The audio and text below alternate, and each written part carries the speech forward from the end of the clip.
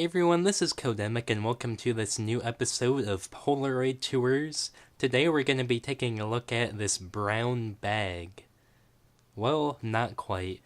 Well, so I was at the flea market like I normally do. I just go to check out any new cameras that may be buying and all that, and something caught my eye. This was one of the most unique Polaroid cameras I'd seen in my entire life. I hadn't even heard of this thing. I had to quickly run outside to try to get some phone signal just to look up what the heck this thing was, if it was really a Polaroid, and just how much it was worth, because it was honestly such a good deal you just couldn't pass it up. So for $10, drum roll please, thank you, I bought this. Let me get out of the bag here as best I can.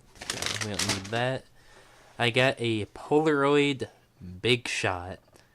Now you may be thinking, oh, that's just looks like a normal camera. Well, let me give you a size comparison here.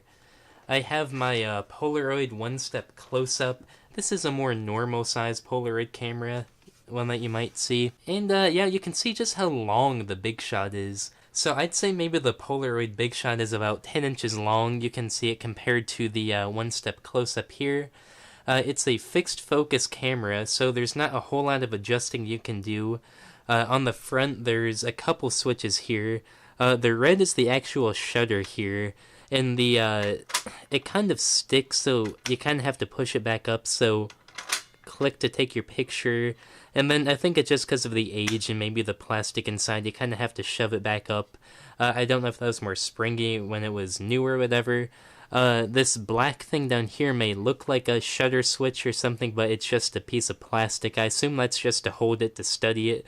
And then we have, like on other Polaroid cameras, I think the EE100 Special has a similar toggle switch.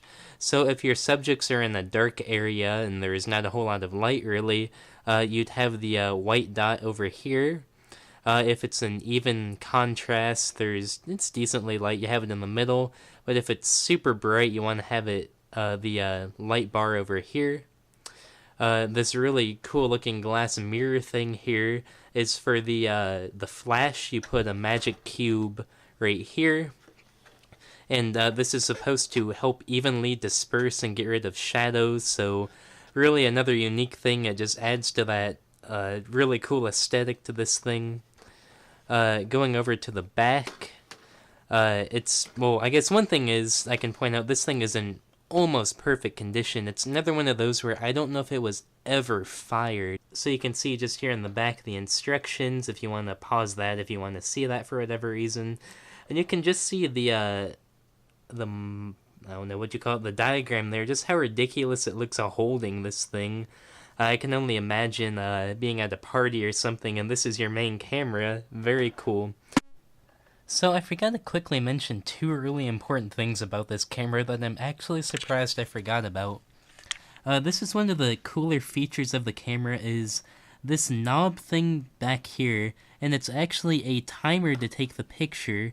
So if you just turn it, let's see if I can do that, it counts down and then it would just take your picture there. So that's really a early version of, I mean, like we have the digital ones now, you just set the timer, run to get in the picture with the family, and there you go.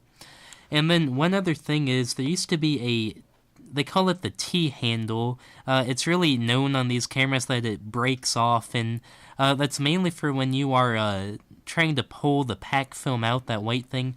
You'd grab onto your handle down here and just pull on the top of the camera. If you can find one of these cameras without that T-handle broken off, then you found a really rare piece there. And just one other quick fact that I'd like to throw in there is this camera was widely known to be used by Andy Warhol for many of his portraits, so that's just another thing that this camera's famous for. There's actually something called the Big Shot Shuffle, and that's where you're trying to get your subjects in the frame. So this camera is actually fixed focus, so there's really not a whole lot of adjusting you can do on the actual lens part.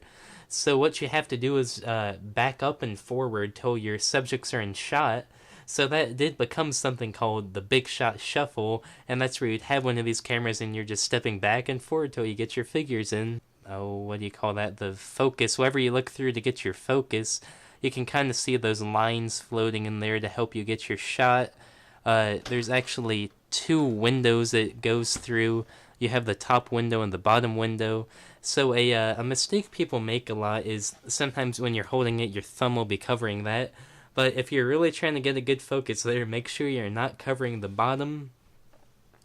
This is a pack film camera, so it's in, I would say, the same family as the EE100 Special. If you haven't seen that tour yet, check it out.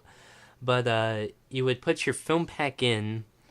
If this is you're taking a picture, you have your film pack in. You press it down.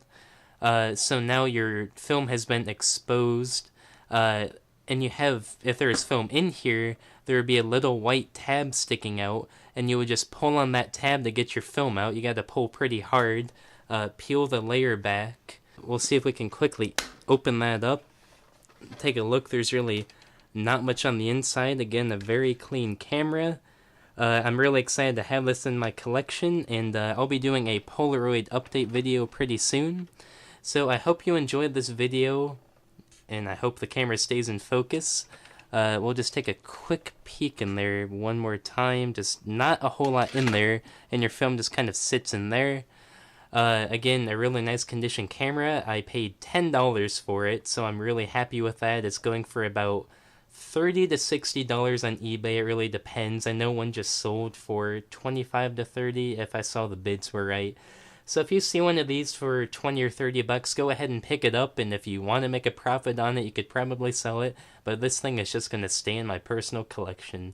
So this has been Codemic, and I hope you enjoyed the video, and I'll see you guys real soon, and I'll be back soon with more abandoned history and another camera tour, because I actually got 2 cameras on this trip. So I'll see you real soon.